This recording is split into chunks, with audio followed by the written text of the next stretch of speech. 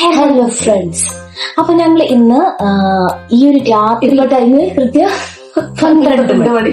അപ്പൊ ഈ 12 മണിക്ക് എന്തിനാ ഈ വീഡിയോ ഷൂട്ട് ചെയ്യണമെന്നല്ലേ, ഞങ്ങളിങ്ങനെ കിടന്ന സമയത്ത് ഞങ്ങൾ തമ്മിൽ അങ്ങോട്ടും ഇങ്ങോട്ടും ഇങ്ങനെ ഓരോ പഴയ കാലത്തെ ഓരോ കഥകൾ ഇങ്ങനെ പറഞ്ഞു.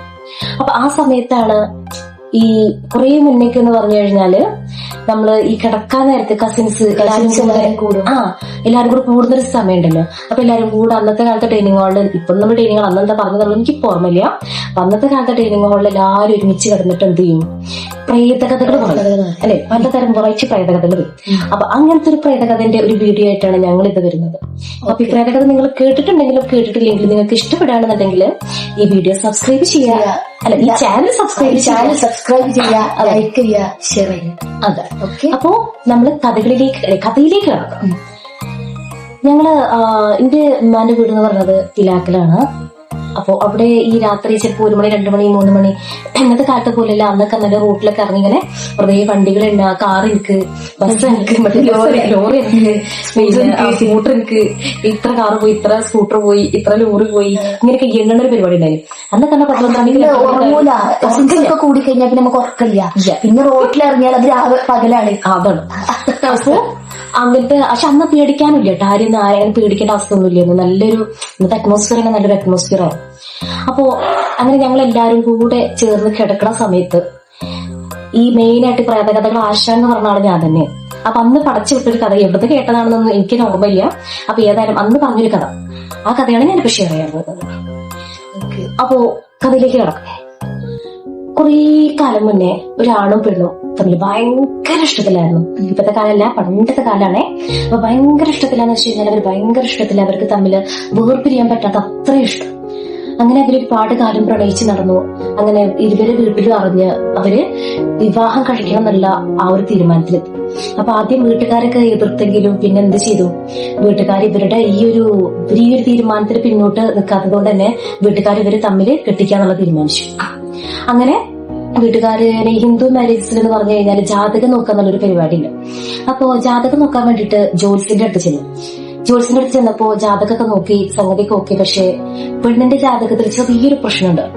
കല്യാണം, ഇവര് തമ്മിലുള്ള കല്യാണം കഴിഞ്ഞു കഴിഞ്ഞാല് പിറ്റേ ദിവസം ചെക്കൻ മരിക്കും. ഇങ്ങനെയാണ് ആ ജാതകത്തിലുള്ളത്. അവര് ജാതകത്തിൽ തമ്മിൽ എന്തോ ഒരു പൊരുത്തപ്പെടും. അപ്പോ ഈ ചെക്കൻ പറഞ്ഞു, വീട്ടുകാര് തമ്മിൽ ഇഷ്ടമില്ലാഞ്ഞിട്ട് ജോത്സ്യനെ കൂട്ടിയിട്ട് കള്ളക്കഥ മെനഞ്ഞുണ്ടാക്കാണ്, വെറുതെ പറയാണ്, ഞങ്ങളെ തമ്മിൽ വേർപ്പിരിക്കാൻ വേണ്ടിയിട്ട് ഉണ്ടാക്കുന്ന ഒരു കെട്ടുകഥകളാണ്. അങ്ങനെ ഏതായാലും ഇവര് വാശിപ്പുറത്ത് ഇരു കുടുംബക്കാരും ഇവരുടെ കല്യാണം നടത്താൻ തീരുമാനിച്ചു. വളരെ ആഡംബരമായിട്ട് തന്നെ അവരെ കല്യാണം നടത്തുകയും ചെയ്തു. എല്ലാ നാട്ടുകാരെയും വിളിച്ചിട്ട് സദ്യയൊക്കെ കൊടുത്തിട്ട് ആഡംബരമായിട്ട് കല്യാണം നടത്തുകയും ചെയ്തു. കല്യാണമൊക്കെ കഴിഞ്ഞു. വളരെ ഹാപ്പി ആയിട്ട് ഇവര് നല്ല സന്തോഷമായി. പിറ്റേ ദിവസം സൽക്കാരത്തിന് പോകുന്നതൊരു ചടങ്ങുണ്ടല്ലോ. അങ്ങനെ ഇവര് സ്കൂട്ടറുമിൽ, ബൈക്കുമിലായിരുന്നു ഇവര് പോയിരുന്നത്. ഇവര് രണ്ടുപേരും ഒരു ബൈക്കുമിൽ. അങ്ങനെ ബൈക്കുമിൽ പോയി സൽക്കാരൊക്കെ കഴിഞ്ഞ് ഭക്ഷണം കഴിച്ച് വളരെ ചിരിച്ച് കളിച്ചവര് തിരിച്ചു വരിക. ആ സമയത്ത് ഒരു വളവിലെത്തിയപ്പോ എതിരെ ഒരു ലോറി വന്നു. ഇവര് തമ്മിൽ കളിച്ച് തിരിച്ചു നടക്കില്ല, ശ്രദ്ധ തിരിഞ്ഞിട്ടുണ്ടായി ലോറിയുടെ നേരെ ലോറിക്ക് ചെന്നിടിച്ചിട്ട് ഈ ബൈക്ക് തെറിച്ചു പോയി. ചെക്കൻ ഓൺ ദ സ്പോട്ടില് ലോറി കയറി ചതഞ്ഞറിഞ്ഞു മരിച്ചു. പിന്നെ കാണാല്ല, അത്രത്തോളം രക്തത്തിൽ പിടിച്ച് കിടക്കുക. അപ്പൊ ഇവിടെ നോക്കുമ്പോ ഇവർക്ക് കാര്യമായിട്ട് ചെറിയ ചെറിയ പരിക്കുകളെ പറ്റിയുള്ളൂ, കാര്യമായിട്ടൊന്നും പറ്റിയിട്ടില്ല. പക്ഷെ ചെക്കൻ ഓൺ ദ സ്പോട്ടിൽ തീർന്ന്. പക്ഷെ ഇത് കണ്ണ് തുറന്ന് നോക്കുന്ന സമയത്ത് കാണാൻ കാഴ്ച ബാക്കിയില്ല, ചതഞ്ഞറിഞ്ഞ് രക്തത്തിൽ പിടിച്ച് കിടക്കണ ഈ ചെക്കനെയാണ്. അത്രത്തോളം ഇഷ്ടപ്പെട്ട രണ്ടുപേര് ഈ ഒരു മരണത്തെ അങ്ങ് സഹിക്കാൻ കഴിയോ? ഇല്ല, ഒരിക്കലും ഇല്ല, സഹിക്കാൻ കഴിയാത്ത ഒരു മരണമായിരുന്നു.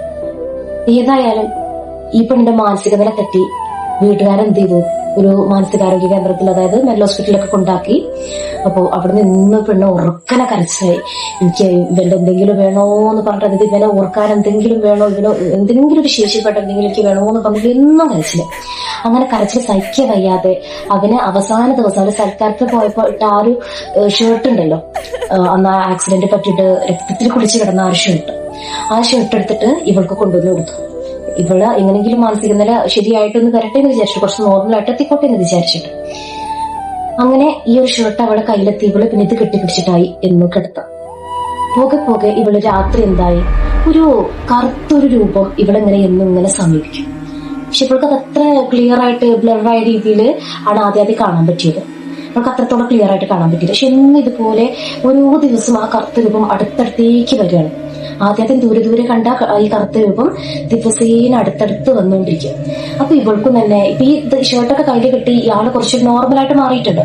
ആ ഒരു പണ്ടത്താറ് മാനസിക നിലയെന്നൊക്കെ കുറച്ച് നോർമലായിട്ട് എത്തിയിട്ടുണ്ട്. കുറച്ച് ദിവസം കഴിഞ്ഞല്ലോ സംഭവം കഴിഞ്ഞിട്ട്, മരണമൊക്കെ സംഭവിച്ചിട്ട്. അങ്ങനെ ഈ പെണ്ണെന്തായി ഇത് കാണാൻ തുടങ്ങിയപ്പോ ഇവൾക്കും തന്നെ ഒരു പേടി വരാൻ തുടങ്ങി. വീട്ടുകാരോട് പറഞ്ഞ വീട്ടുകാർക്കും പേടിയായി സംഗതി ഇതിങ്ങനെ കേട്ടപ്പോ. വീണ്ടും അവരെന്ത് ചെയ്തു, ജോൽസിന്റെ അടുത്തേക്ക് ചെന്നിട്ട് പ്രശ്നം ഒപ്പിക്കാന്നുള്ളൊരു പരിപാടി ഉണ്ടല്ലോ, ഇങ്ങനെയൊക്കെ സംഭവിക്കുന്നുണ്ട്, അപ്പൊ എന്തുകൊണ്ടാണ് സംഭവിക്കുന്നത് അറിയാൻ വേണ്ടിയിട്ട് ഒരു പ്രശ്നം ഒപ്പിക്കാൻ വേണ്ടിയിട്ട് ജോൽസിന്റെ അടുത്ത് വെച്ചു.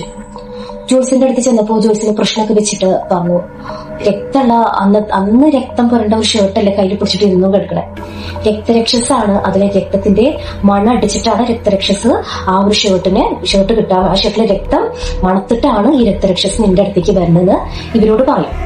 അപ്പൊ ഈ പെണ്ണിന് ഭയങ്കരമായിട്ട് പേടിയാവാൻ തുടങ്ങി രക്തരക്ഷസ് എന്നൊക്കെ കേൾക്കുന്ന സമയത്ത്. വീണ്ടും ഞാൻ എടുത്തു പറയുന്നു, ഈ ഒരു കഥ പറയുമ്പോൾ ഇപ്പോഴത്തെ കാലത്ത് കഥയല്ല, പഴയ കാലത്ത് കസിൻസ് ഒക്കെ കൂടിയിരിക്കുന്ന സമയത്ത് പറഞ്ഞ കഥയാണ് അതാ. അപ്പൊ ആ ഒരു സെൻസോട് കൂടി എടുക്കണം. ഏതായാലും ഇവള് നന്നായിട്ട് പേടിച്ചു. കാരണം രക്തരക്ഷസൊക്കെ എല്ലാ രാത്രിയും നമ്മുടെ സമീപിക്കാന്നൊക്കെ പറയുന്ന സമയത്ത് നമുക്ക് അംഗീകരിക്കാൻ പറ്റാത്തൊരു കാര്യമാണ്. അങ്ങനെ പേടിയായി. അപ്പോ ജോൽസിന് പറഞ്ഞു, ഏതായാലും പേടിക്കൊന്നും വേണ്ട, ഒന്നുകിൽ ഈ ഷർട്ട് കത്തിച്ച് കളയണം, അല്ലെങ്കിൽ ഇതിൽ രക്തം കഴുകി കളയണം. രണ്ടാമതൊന്നും ചെയ്യാതെ ഈ രക്തരക്ഷസ് നിങ്ങളെ വിട്ട് പോകൂല, നിങ്ങളെ കൊണ്ടേ പോകുള്ളൂ എന്ന് പറഞ്ഞു. ഇവര് ഈ ഷർട്ടും കൊണ്ട് ഈ ജോൽസിന്റെ വാക്കുകളൊക്കെ കേട്ടിട്ട് വീട്ടിലേക്ക് എത്തി. ഇവളെ അമ്മ കുറെ ഷർട്ടൊക്കെ ചോദിച്ചു, മോളെ നമുക്കത് കത്തിച്ച് കളയാം അല്ലെങ്കിൽ കഴുകി കളയാം, എന്തിനാ നമുക്ക് ഈ രക്തം പറഞ്ഞ ഷർട്ട്, അവരോ മരിച്ചുപോയി, ഇനി എന്തിനാ മോളെ നമുക്ക് വെറുതെ, നിന്നെ കൂടെ നഷ്ടപ്പെട്ടാൽ ഞങ്ങൾക്ക് വയ്യ, ഇനി നീയേ ഉള്ളൂ ഞങ്ങൾക്ക്, വെറുതെ എന്തിനാ നീ ഇതില് ഇത്രയും വിഷമിച്ച് നിൽക്കണേ, നീ ആ ഷർട്ട് നമുക്ക് കത്തിച്ച് കളയാം, ഒരു അപകടം എന്തിനാ വിളിച്ചു വരുത്തണെന്ന് പറഞ്ഞ അമ്മ കുറെ സൂപ്പർ നോക്കി. പക്ഷെ ഇവിടെ ഒരിക്കലും സമ്മതിച്ചില്ല. എനിക്ക് എന്ത് സംഭവിച്ചാലും വേണ്ടിയില്ല, ഒരിക്കലും ഈ ഷർട്ട് ഞാൻ നിങ്ങൾക്ക് കത്തിച്ച് കളയാൻ തരില്ല എന്നുള്ള ഒറ്റ ആ ഒരു വാക്കിലുള്ള നൃത്തമായിരുന്നു ഇവൾക്ക്. അങ്ങനെ അന്നും പതിവ് പോലെ ഇവര് കിടന്നു.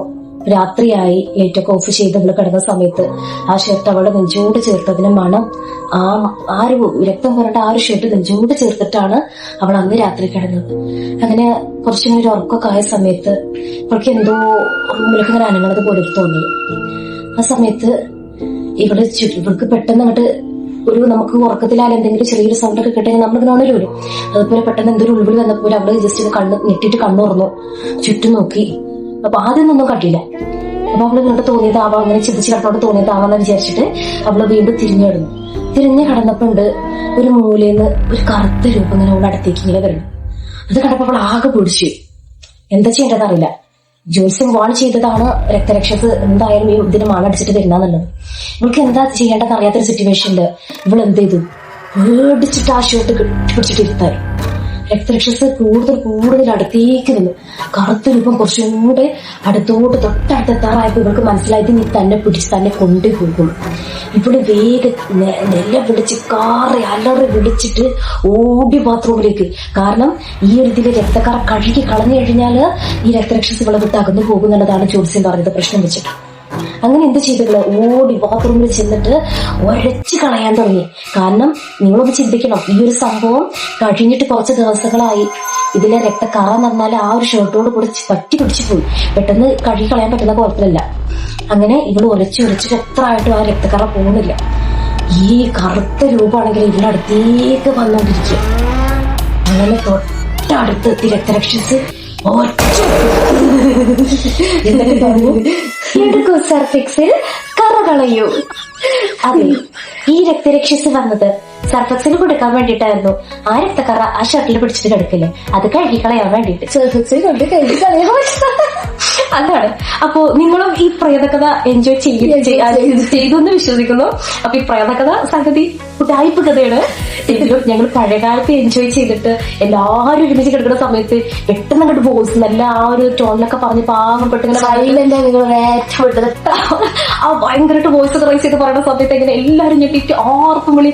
പിന്നെ ഉമ്മാരെ കോടി വന്നിട്ട് എന്താണ് നിങ്ങൾക്ക് കിടക്കാനാവൂല എന്നൊക്കെ പറഞ്ഞിട്ട് അങ്ങനെ ചീത്ത കൊള്ളാൻ കിട്ടുന്ന നല്ല രസമുള്ള ഒരു ഓർമ്മയായിരുന്നു.